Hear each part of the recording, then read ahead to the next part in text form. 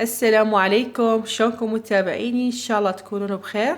اليوم جبت لكم ماسك لتفتيح البشرة وإزالة آثار حب الشباب.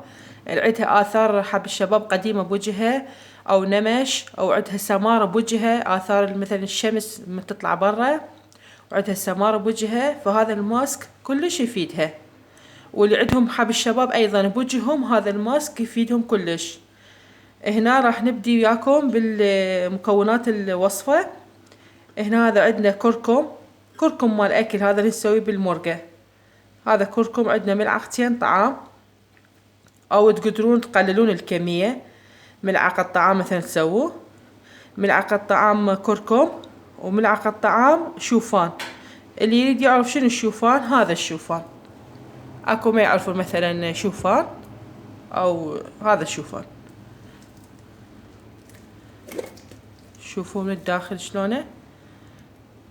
هذا هو، هذا الشوفان أنا طحنته بالمطحنة، طحنت منه هنا. هذا الشوفان. وهنا عندي هنا نصف ليمونة. عندي هنا هذا حليب سائل، هذا الحليب. واللي بشرتهم حساسة لا يخلون ليمون، أصحاب البشرة الحساسة لا يضيفون ليمون. واللي عندهم حب الشباب هم لا يضيفون ليمون، لا يضيفون ليمون للماسك. فقط اللي عندهم آثار حب الشباب، آثار وعندهم سمارة بوجههم، يقدرون يضيفون الليمون. واللي عندهم نمش بوجههم يعني الكلف، يقدرون يضيفون الليمون. بس أصحاب البشرة الحساسة وحب الشباب لا يضيفون الليمون. هسه راح نبدأ وياكم بخلط المكونات. أنا هنا عندي ملعقتين أكل شوفان، راح أضيف له ملعقتين أكل كركم. تقول حتى مثلا اللي عندها سمارة بالرقبة، عندها سمارة برقبتها يعني، تقدر تضيف تخلي من هذا الماسك للسمار الرقبة. ذني المكونات. هسه راح أضيف وياها ليمون.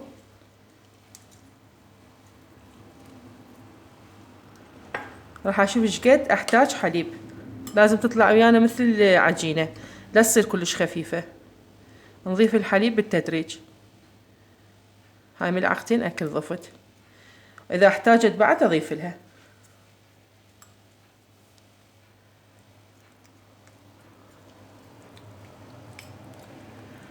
تحتاج بعد.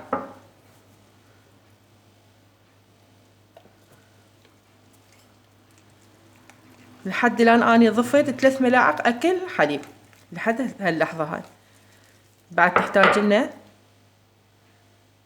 هاي ملعقة.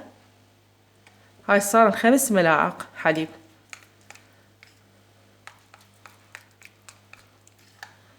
هذا الماسك كلش مفيد، يفتح لون البشرة، يعني يسوي على بياض مثلا السمار عنده بوجهه، الكلف والحب الشباب. هاي صارت ويانا هيج، شوفوها. ضفت لها 5 ملاعق حليب سائل، 5 ملاعق. واذا ما عندكم حليب سائل تقدرون عندكم باودر وتحللوه، تضيفوا له مي وتضيفوا له 5 ملاعق. هسه صارت الوصفة عندنا جاهزة. ذني احتاجن بعدين اقول لكم ورا الوصفة شو نسوي ورا الماسك. ذني بعدين نحتاجها.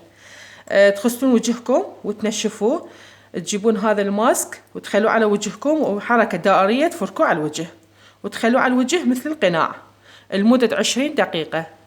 ورا 20 دقيقة تغسلون وجهكم. من تغسلوه وتنشفوه المرة بمي دافي، بعدين بمي بارد. تنشفون وجهكم وتجيبون هنا، عندنا هنا ماء الورد، ونحتاج هنا اسفنجة او قطن او شاش، اي شي، او بايدكم مثلا تمسحوا على الوجه. تجيبون بالمي الورد وتمسحوه على وجهكم. هذا يسد المسام مال الوجه ويفتح الوجه ماء الورد. هاي ورا ما تكملون الماسك.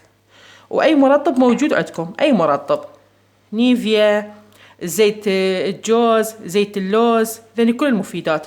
او اذا ما عندكم زيت الجوز تقدرون تخلون نيفيا، اي مرطب موجود تخلوه على وجهكم. وبالاسبوع 3 مرات تستعملون هذا الماسك، وإن شاء الله يعجبكم.